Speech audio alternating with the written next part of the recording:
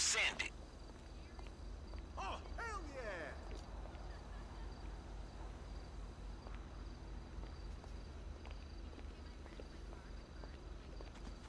Hey, don't forget that car bomb you had installed. Shit, almost like you knew the shit was gonna go down. Hey, call it in.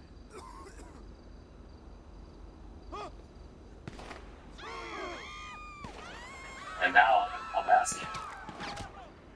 All right, here with Reaction Fox News contributors Katie Pavlich, Joe Concha. Katie, we have now spoken, and Sarah Carter has now spoken to more people in the hardest hit areas of North Carolina. They have been abandoned. Kamala and Joe and FEMA completely missing in action. They weren't on the ground for a full week. They only spent $4 million last week helping these people out. And she's picking a fight with Ron DeSantis and Donald Trump when it's her FEMA that gave the money to hurry illegal immigrants? Well, she's picking a fight with Ron DeSantis because she needs a distraction from her disastrous friendly media tour this week, and she's desperately trying to be taken seriously. She wants people to think that she's capable of being the commander-in-chief, which is why she's trying to insert herself into the hurricane relief efforts, despite in the past, as Ron DeSantis pointed out. She hasn't called before. She wasn't interested in previous hurricanes when it came to that responsibility as vice president. But all of a sudden, she has a campaign to run. She wants to be the president, and she somehow is going to pick a fight with one of the governors who's been doing a very good job, not just on this hurricane, but in the past. But she does that type of interviews that she's doing this week. Emily, The View, 60 Minutes. It's really clear that she still is not locking up the Democratic base that she needs to win. The coalition that typically shows up. And on the other side of this, you're seeing that she really is panicking when it comes to the poll numbers and the fact that she's supposed to be way ahead of Donald Trump at this point. And if you look at the polling, he's looking like he's going to take this thing in a couple of weeks. Insider Advantage, new poll just came out. Joe Concha and Donald Trump are fighting the Holly market. All the betting markets now have moved in Donald Trump's direction and have done so dramatically. But she's going on Call Her Daddy, on Colbert, on The View, on Howard Stern, who thinks that Trump voters are stupid. And is that going to happen? It sounds like I've heard, sir. Yeah, I mean, look, Sean, the internal polling is what it is. And if Donald Trump is tied or slightly up, that means landslide. Let's be very clear. 2016, Hillary Clinton up 8, up 9. Joe Biden up 8, up 9. And he won in 2016. It was a razor-thin election in 2020. If Donald Trump gets even close at this point, he's always undervalued, underweighted polling, and that's that. But boy, wouldn't it be quite the irony, Sean? Katie, if we look back on this campaign and Kamala Harris loses, that the moment the campaign tanked happened on all places in view. Let's underscore this. No Democratic candidate or politician has ever stood up America in that program because the confines are that friendly to any member of that party. And somehow, the vice president still screwed it up in the most craptastic fashion one can imagine. The T-ball question. If you had anything to do differently during your time in office as vice president, what would that be?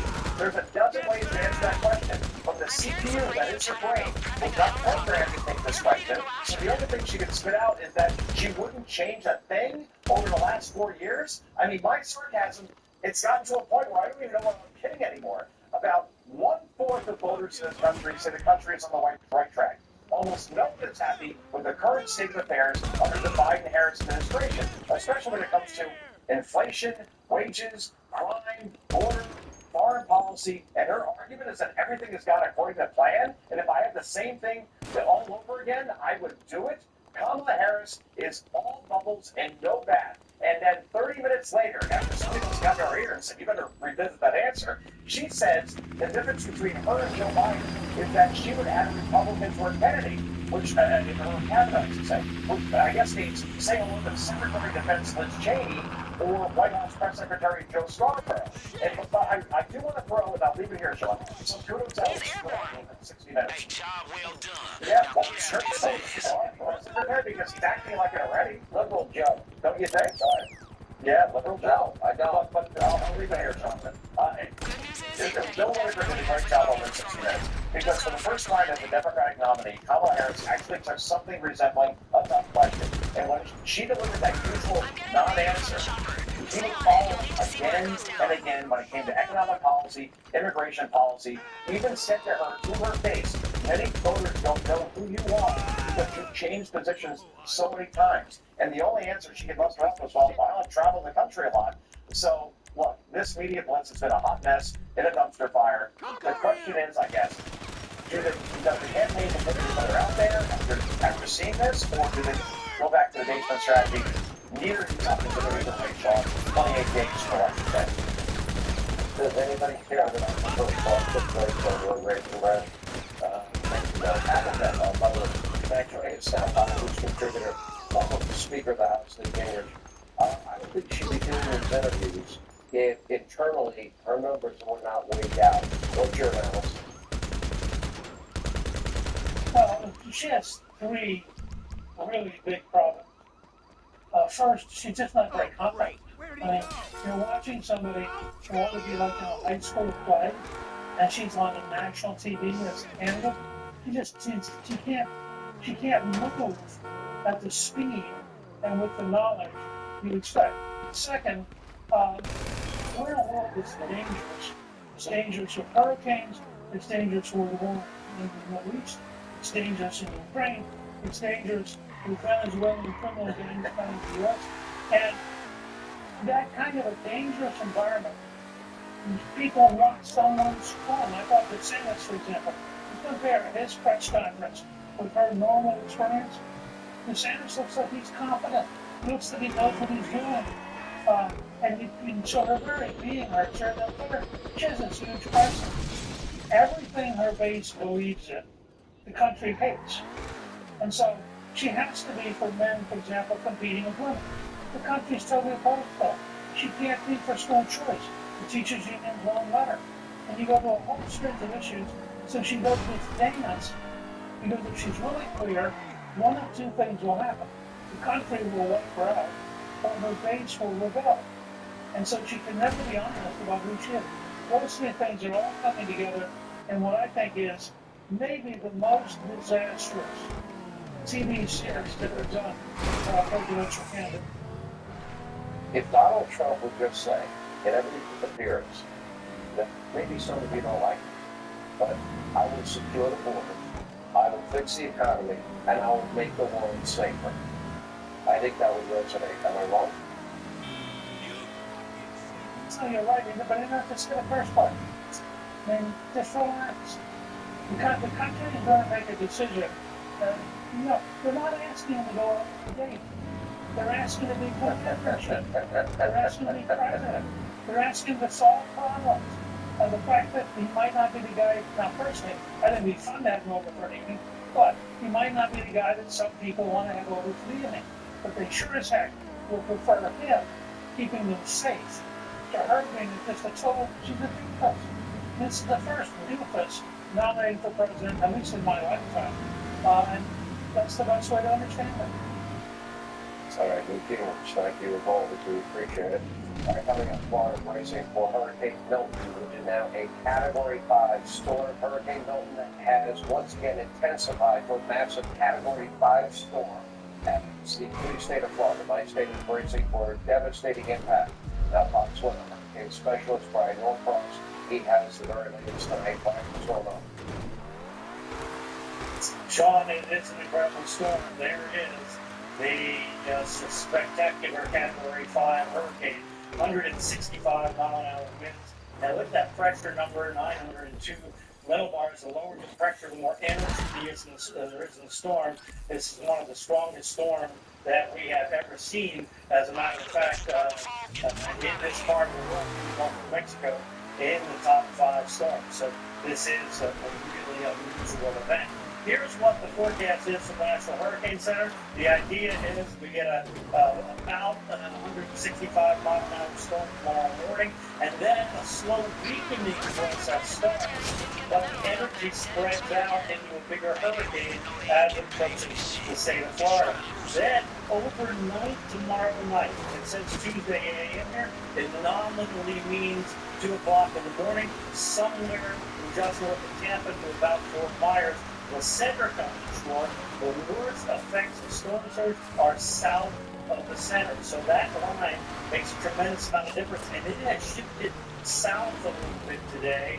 So the odds are a little less for Tampa, not 0, but a little higher for Fort Myers. Let me show you what happened today. Well, the storm is going to go off into the Atlantic and then affect the northern part of the state. And we'll talk about that in just a second. But this is what happened today. Here's where we were at 2 o'clock this afternoon.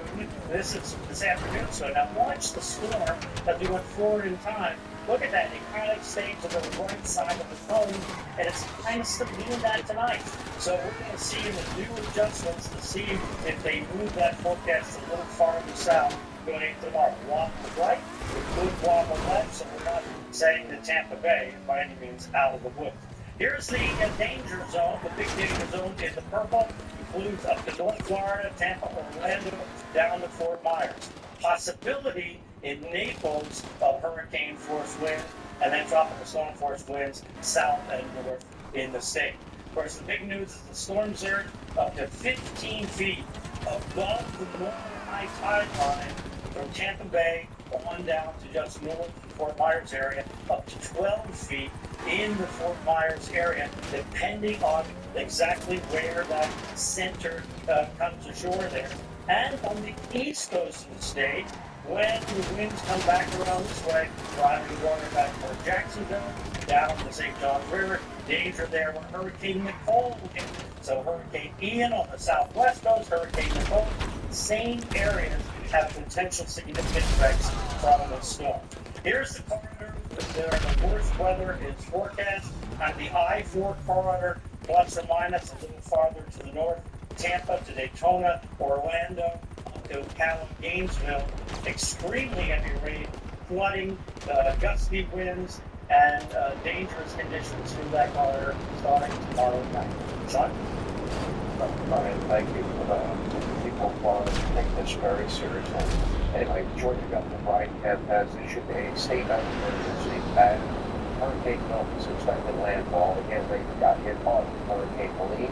Last week, President Trump joined the governor to survey the damage from Hurricane Helene in Georgia. It's the second time he did that. Governor Kemp is with us now. Governor, first, our sympathies for my friends in Georgia. As you know, I lived there 4 years. I have a lot of friends there. You ran into a little bit of problem. I know it got straightened out. But initially, you wanted 90 counties declared a disaster area. They only declared 11. Then you went back, and then they only declared 34 instead of the full 90. And now I understand you're getting the help that you need. Why did it take them so long to do that? Yeah, I don't know, Sean. Thanks for having me back on. We're still working hard to recover. We still got people out with this new storm, and certainly our thoughts and prayers go out to all friends in Florida. I know it's going to be a hard hit down there, and we're worried about some of that too.